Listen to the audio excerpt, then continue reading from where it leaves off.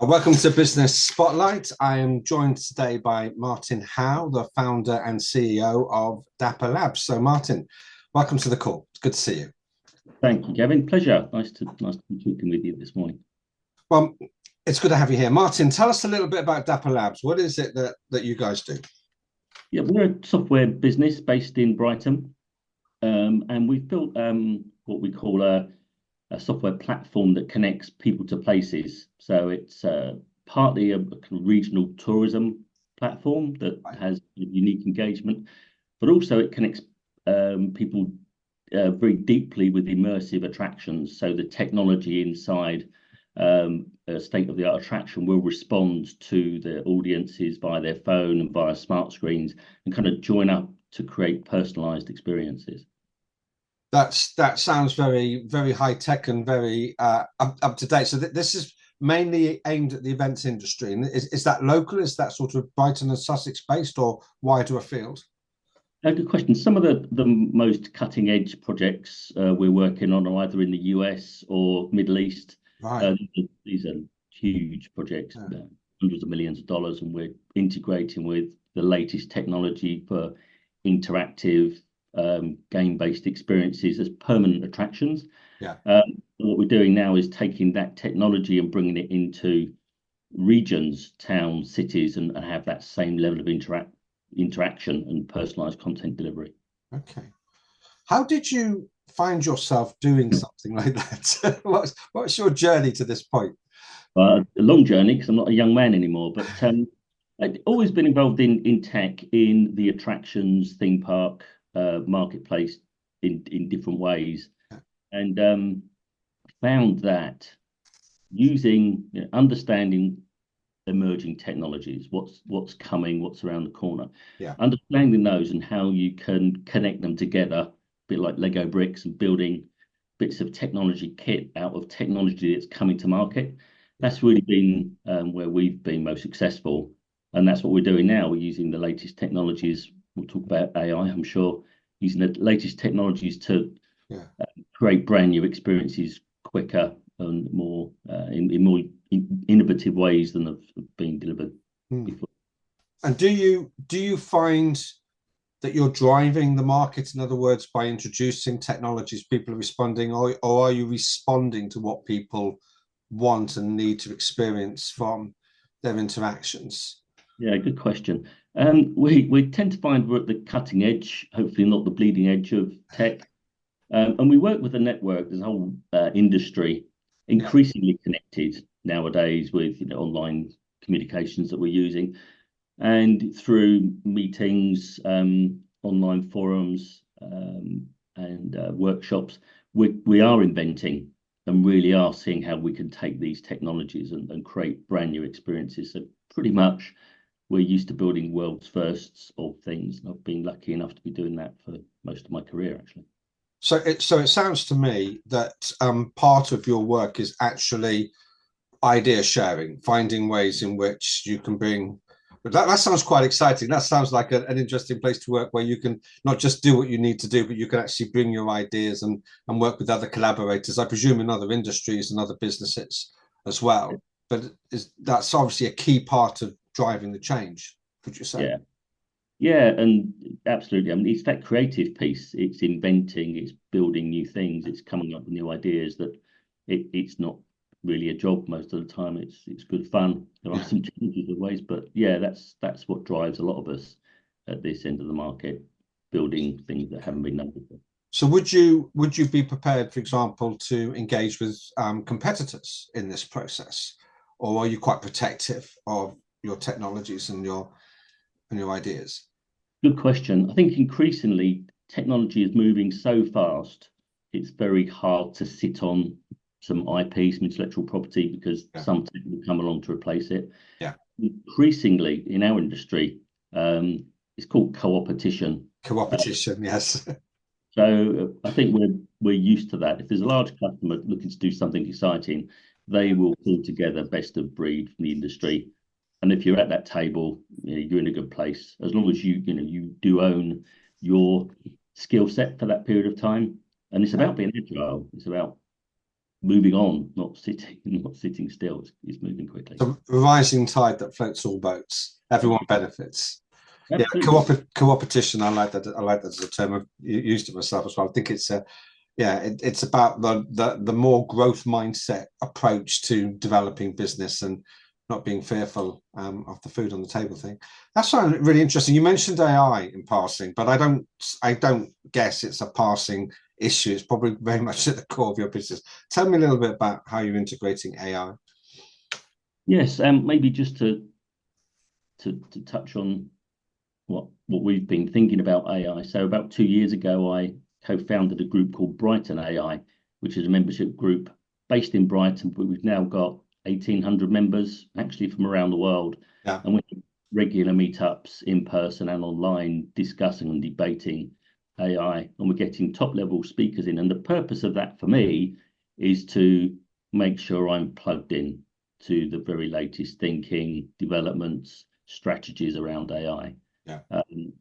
So we've been embedding for the last 2 years everything we do, everything from sales, marketing, strategy, technology, coding, creative content.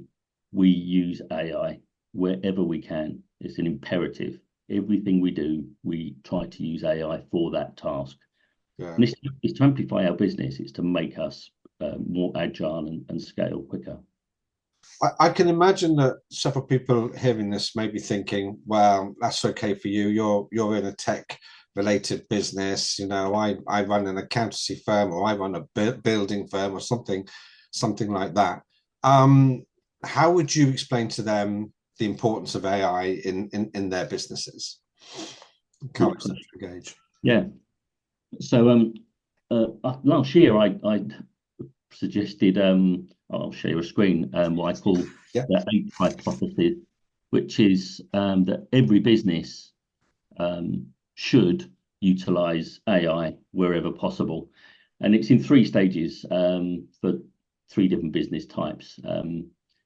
The A is for amplify. Small businesses that proactively adopt AI can leverage their team by a factor of 10, it's my estimate, maybe more. So a team of 5 becomes 50, 10 becomes 100. And that applies to every type of business. There's nothing that AI doesn't know. That may be a slight overstatement, but it's probably very true. So you should be able to utilize some AI tools in your business. So just to be clear, just to pause you on that point. So if I've got team members that are involved in customer facing, team members that are involved in marketing, team members that are involved in handling inquiries, things like that, they can all be leveraged through AI tools, you're saying? Absolutely. Right. Definitely. And that's the second point. AI is a problem-solving tool. Yeah. New tools are being developed every week, sometimes sooner. So if there isn't a tool on the market today that solves your particular problem, just wait a week, a month, and most likely it will come along. So you need to have your eye on the game. There are some advisors in the market that can provide consultancy support for businesses, help them understand, but you really must, if you want to compete in the next few years, or a 3-year strategy, if you haven't got AI in your business soon, you will start being left behind. Okay. And there are people out there that are like you and beginning to share this, but it almost feels as though it's not quite a coordinated industry at this moment in time. There are people that have used AI in their own business. They've got various tools. They tell other people how great those tools are. They try the tools and see if they work for them or not. But it sounds like there's a real space there for people to come together and say, look, it's almost like accountancy and lawyers. We can be AI advisors into your business, and we've got a structure and a system that you could follow. Yeah, there are big changes coming. The last point here, efficiency gains in large organizations that might employ 10 or 100 or 1,000 staff for the same job will be using AI to improve their bottom line and automate those jobs. Things like humans as a machine, any task that we do that's automatable will be. So where do the jobs of the future come? We bit of stop press for you. We will have Peter Kyle, who's Secretary of State for Science, Innovation and Technology, coming to present with us in May in Brighton on this very subject. I know one of his concerns is around adoption of AI in business for that competitive advantage, and how we understand what the new jobs are and what we teach kids coming out of school and what skills we need to teach youngsters to have careers that won't be automatable. It's quite a challenge. Yeah, absolutely. No, thanks for sharing that, Martin. It's a very exciting space, and it's a very fast moving space, and I'm sure it's it's exciting to be at the leading edge, cutting edge, not bleeding edge, I noticed you said. So tell me, what do you have a sense?